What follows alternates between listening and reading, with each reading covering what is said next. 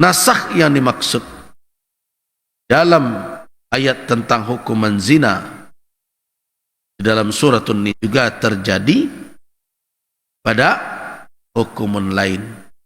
Nah, karena itu ulama mengatakan bahwa nasakh itu memang ada, dan itu adalah karakter tasyri', adalah karakter bagaimana syariat Islam diletakkan. Itu ada tahapan-tahapan yang beransur, dan inilah yang ditegaskan oleh Allah dalam surat Al-Baqarah ayat 106, ma nansakh min ayatin aw nunsiha na'ti bi khairin minha aw mithliha alam ta'lam anna Allah ala kulli syai'in qadir. Kami tidak menasahkan satu ayat atau melupakannya, melainkan kami datangkan yang lebih baik darinya atau semisalnya. Apakah kamu tidak tahu bahwa Allah Subhanahu wa taala Maha berkuasa atas segala sesuatu? Nah, jadi artinya apa? Bahwa proses nasakh itu memang ada, dan contohnya terjadi pada pengharaman khamar, dan terjadi pada penetapan hukum zina. Itu tentang ayat 15. Tetapi apakah nasakh itu secara total? Para ulama mengatakan nasakh itu bisa dibagi dari sisi bentuknya, ada nasakh ayatnya dan hukumnya sekaligus. Ada yang dinasakh cuma hukumnya, ayatnya tetap termaktub sebagai bahagian dari Al-Quranul Karim. Dan ada juga sebaliknya, ayatnya yang dinasakh sehingga tidak termaktub di dalam Al-Quran, tapi hukumnya tetap berlaku. Seperti apa? Seperti wanita dan laki-laki yang berzina dalam keadaan sudah pernah menikah. Hukumannya apa? Bukan cambuk, tetapi apa? Ar-rajmu, rajam. Nah, di dalam Al-Quran tidak lagi makruh dibaca ayat tersebut, tetapi secara hukum tetap dia berlaku. Jadi nasakh itu ada beberapa macam, termasuk dari sisi cakupan. Ada nasakh secara total, dan ada pula nasakh sebagian yang sering disebut dengan takhsis. Dengan takhsis. Apa contoh? Contohnya adalah terkait dengan amalan orang yang hidup untuk orang yang meninggal. Pada mulanya ada ayat di dalam surat An-Najm, wa an laisa lil insan illa ma sa'a. Tidak ada yang bisa diperoleh oleh manusia melainkan apa yang dia usahakan. Surat An-Najm. Artinya apa? Orang tidak bisa menerima amalan apapun kalau dia tidak yang melakukannya.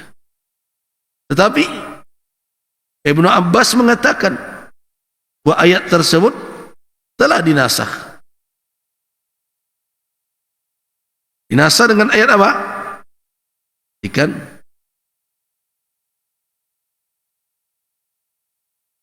ketikan surat An-Nur ayat 21.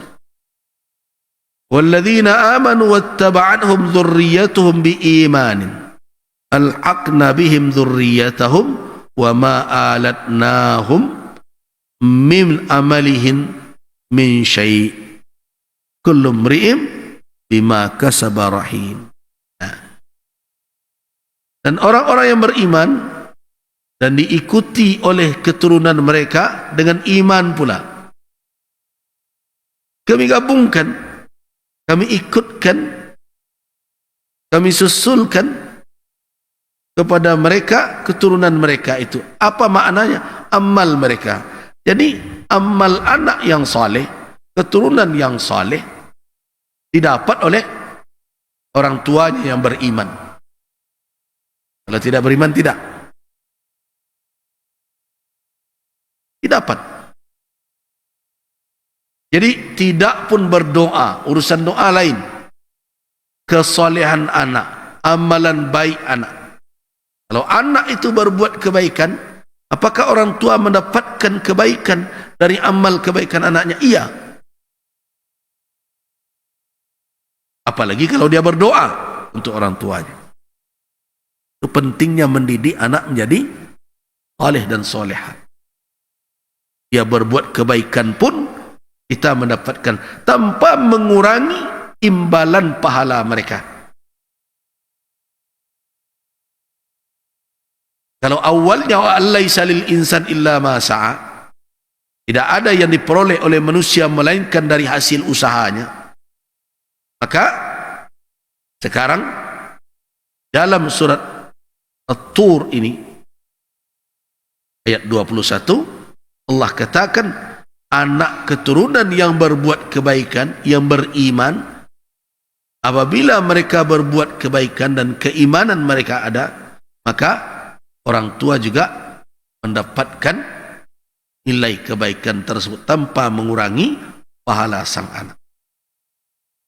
Nah, kalau tadi sama sekali tidak, sekarang ada sebagian dari anak, dari keturunan. Nah, ini disebut dengan nasakh oleh Ibnu Abbas. Tetapi sebenarnya ini bukan nasakh secara total, tapi nasakh sebagian, cara sebahagian saja. Walau bagaimanapun di luar dari yang tidak ada petunjuk syariat, ya tidak bisa sampai kepada orang yang telah meninggal. Jadi yang ada itu adalah yang ada dalilnya, yang ada dasarnya. Seperti apa? Seperti sedekah. Bisakah untuk orang yang telah meninggal? Bisa. Apa lagi? Haji, umrah. Bisakah untuk orang meninggal? Bisa. Nah, ini dikatakan nasakh sebagian. Nah, sedangkan terkait dengan perkara hukuman orang berzina tadi dinasahkan oleh ayat tentang cambuk bagi orang yang berzina. Apakah ini nasakh secara total? Saya melihat tidak. Kenapa? Karena ada sebagian yang dikuatkan. Apa itu? Yaitu tentang kesaksian.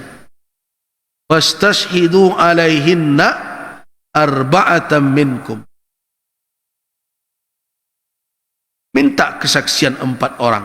Ini menunjukkan ayat ini tidak seluruhnya dinasakh. Karena itu dia ada di dalam suratun Nisa yang wajar. Kenapa? Karena ketentuan hukum tentang kesaksiannya tetap diberlakukan. Jadi yang dirubah apa? Hukuman yang pertama adalah dikurung atau dipenjara sampai ada ketentuan Allah atau mereka meninggal dalam. Itu yang dinasakh, dihapus, diletakkan hukum di penggantinya apa? Fajlidu kulla wahid minhuma mi'ata jaldah. Cambuk masing-masing 100 kali. Kalau seandainya itu adalah orang yang telah berkeluarga, pernah menikah, apa hukumnya? Al-hajaru, batu yang menyelesaikan. Artinya apa? Dirajam sampai. Nah, itu dikatakan dengan nasakh secara sederhana, ringkas. Apakah ada di dalam ketentuan syariat ada nasakh hukum? Ada. Dan itu yang kedua tadi apa? Adanya karakter penetapan hukum syarak dalam bentuk apa? Tadrijiyan atau tadarruj, bertahap, beransur.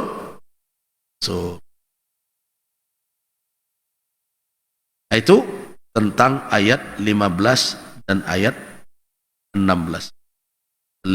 Walladhani ya'tiyaniha minkum fa'adhuhuma fa'in taba wa aslaha a'ridu anhuma innallaha kana tawwabar rahim. Selesai 2 ayat dan kita lanjutkan ayat berikut.